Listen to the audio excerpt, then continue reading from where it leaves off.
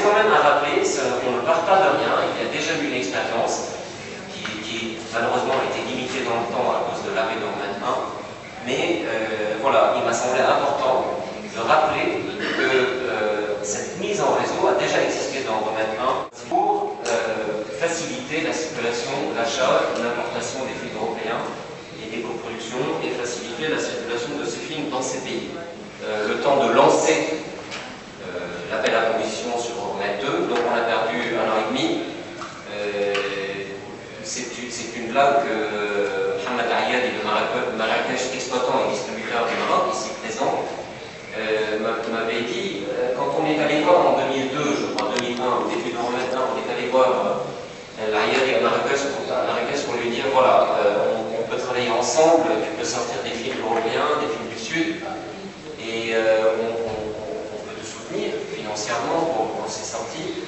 Il avait dit, il était sceptique, il ne pensait pas que ça puisse donner des résultats probants, mais il a bien voulu jouer le jeu, donc on a soutenu la salle, puis plus tard il a sorti des films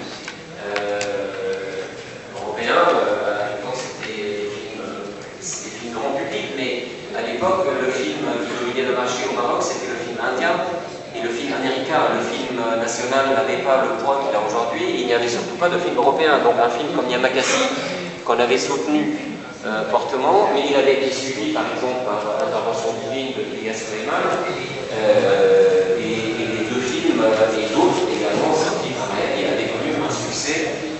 Et c'était des expériences intéressantes. Et donc au moment de l'arrêt de Romain 1 en 2004,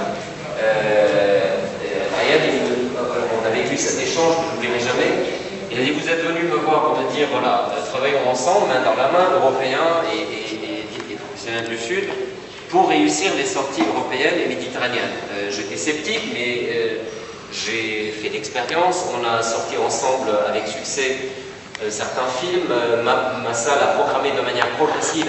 Elle a changé sa politique de programmation. Elle n'était pas du tout positionnée sur le film européen et le film du Sud, et petit à petit, on a commencé à programmer ces films, à les maintenir de manière un peu plus régulière, à former un public, et puis là, vous me dites qu'on arrête tout.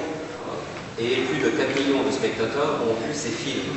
Et de nouveau, à la fin de Romain 2, en 2009, fin 2008, début 2009, arrêt de l'action pendant à peu près 2 ans, avant de relancer le Romain 3. Et dans le Romain 3, comme vous le savez, il n'y a plus d'action dans le secteur de la distribution et de l'exploitation cinématographique. Et je pense que c'est quand même avant tout aux institutions nationales de vos pays méditerranéens de se prendre en charge, de se tenir par la main pour aller voir, voilà, des fonds. Je crois que c'est fondamental. Si vous ne vous fédérez pas, la Méditerranée, l'idée politique, l'idée de la Méditerranée ne va pas exister, et on sait quel est l'apport, quelle est l'importance de l'audiovisuel, du cinéma, dans cette idée collective qu'on peut avoir, et que d'ailleurs soutient l'Europe. On est là pour ça, hein, sur la Méditerranée. Mais il faut le faire tout de suite, parce qu'il y a l'urgence. Voilà. Si je pense qu'il y a des urgences aujourd'hui qui sont plus importantes que la culture, c'est le cas dans le monde entier.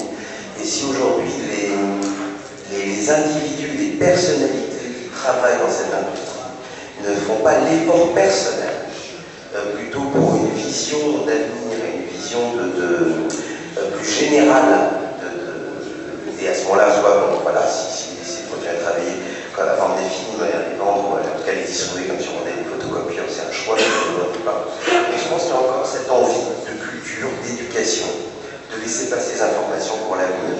Et finalement, je réalise que dans un cadre de globalisation, ce que j'appelle un marché de niche aujourd'hui va devenir de plus en plus essentiel